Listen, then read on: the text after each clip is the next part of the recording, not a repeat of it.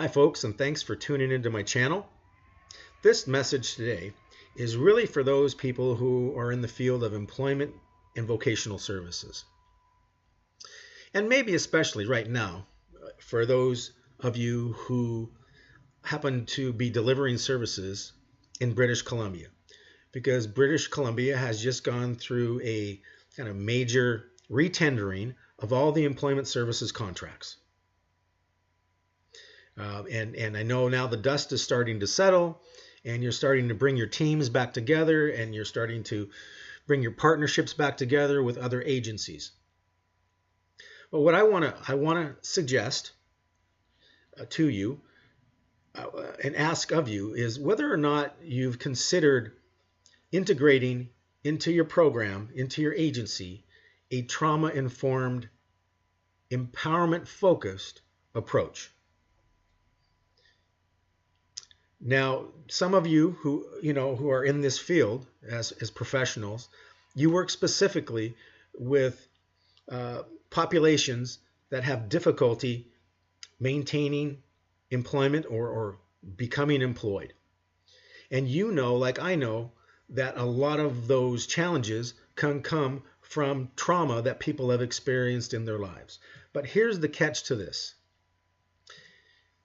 If you haven't noticed, kind of what's happening in our society today is there is an overemphasis, almost an obsession with what we'll call the victim narrative.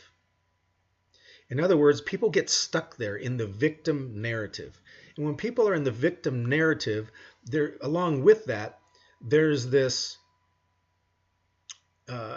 idea that people lack things. And when people lack things, society tends to respond by providing supports. That seems like the logical thing to do. That's the traditional thing to do. That's what, has always been done. But the component that's always missing is the empowerment component of it. Not power, but empowerment. And real empowerment comes from a person reconnecting with the authentic self, with who they really are. By reconnecting with who they really are, what they stand for, what their purpose in life is, and that gives people meaning. Because when we look at trauma, and healing from trauma, that can be a long-term journey, and it's a helpful journey if people are doing their healing work. But it's not a helpful journey if people are staying in the victim narrative. That's a tragic narrative or a dark narrative. And as a experienced counselor and therapist with over 30 years in the field, I can tell you that's one of the strongest pieces of advice I give to parents, I give to people, I give to counselors when I do training, whatever it is. Do not feed a tragic narrative. Because there's a human tendency to want to gravitate to that to begin with, and then people begin to identify with it, and then pretty soon it sets forth this ripple effect of the feeling of lack, and then society responds with supports. And then what happens is that you see that those supports really don't help that much. And there's a reason for that, because connected to the trauma, there's a dynamic called entitlement and indulgence. So whenever you see trauma, there's going to be an inflamed sense of entitlement and indulgence.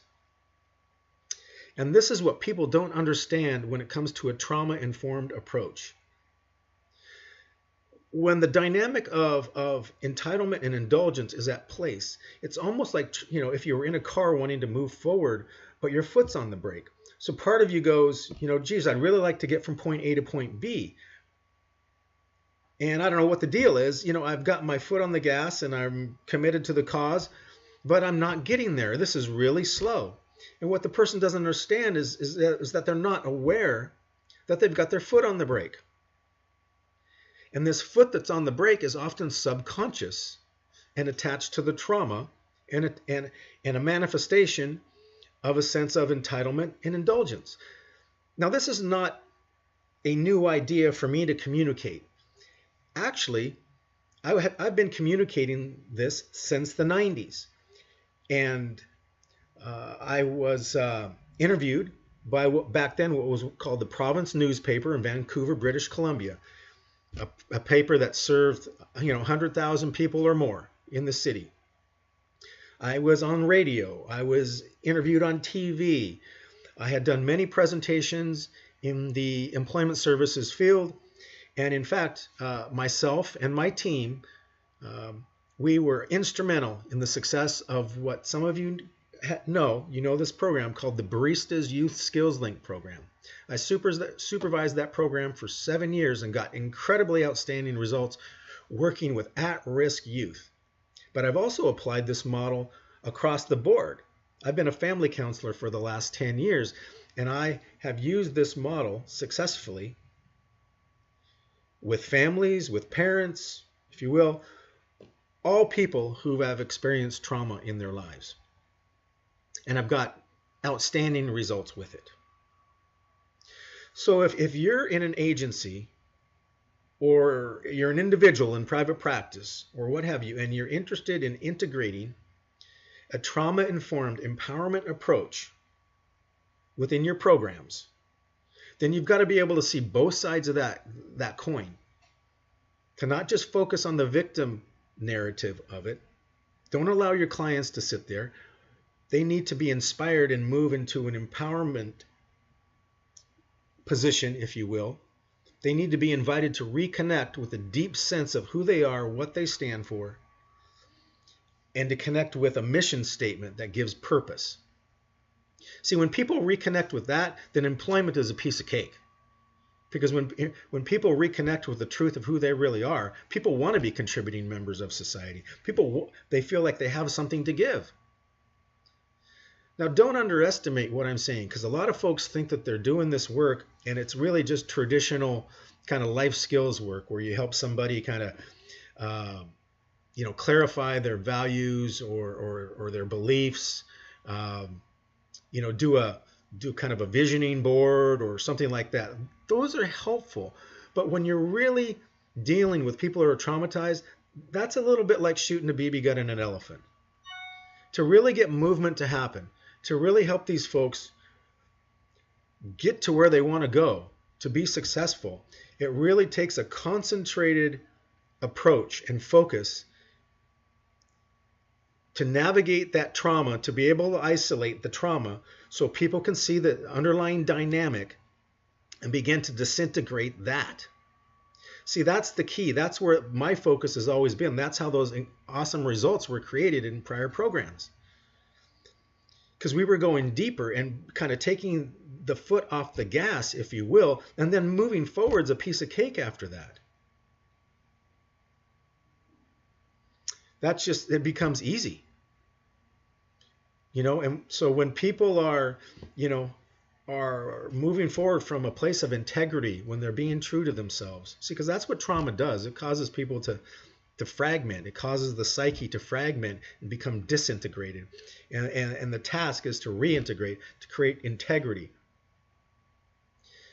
And that takes a lot of focus. That's work to be done from somebody who kind of knows that employment services terrain, but at the same time has a depth of knowledge in the area of psychology and trauma to be able to do that. Now, I can do that for sure, and I have provided training to many employment services staff. But even just to begin an understanding of a trauma-informed approach, not a traditional approach, but kind of the approach that I'm telling you about, is cutting edge. And so I would be more than happy to come in and talk to your staff, begin to invite them into a discussion, into a deeper understanding of how trauma kind of impacts the psyche and what to look for and how to begin to assist people to connect with that deeper sense of self so they can begin to move forward. The benefits to employment services is incredible. I mean, you're going to see counselors not having to spend so much time with people. You're going to see you're going to see yourself using fewer supports and fewer rewards, and because that's their traditional approach. I mean, it's kind of like, hey, you can lead a horse to water, but you can't make him drink. Okay, well, maybe if we change the flavor of the water, he'll drink. No, that's not going to happen. The answer to why that horse isn't drinking is deeper than that. But the good news is like I said, once you understand what it is and you can begin to work with that, you start to save money. You start to save time. You're starting to get better results. Your counselors feel better about the work that they're doing because people are reaching their goals faster and more, more comprehensively. It just gets better, folks. And like I said, I mean, I've had plenty of time to prove all this. Got the stats and the programs. In fact, what was it, back in 2004, my team with the Baristas Youth Skills Link program, we ended up winning the BC Career Management Association Award of Excellence, and that was really a highlight for us. We are also, recognized in a number of different ways and spoke at a lot of different conferences about the work that we were doing. So I hope that you'll consider it and allow me to come in and begin to share with your staff some of the cutting edge ideas that have proven themselves over the years. So if you would like to get a hold of me, just message me. Thank you for visiting the channel, and please look at the videos that I've posted, because a lot of those speak into the dynamics that I'm talking to you about now.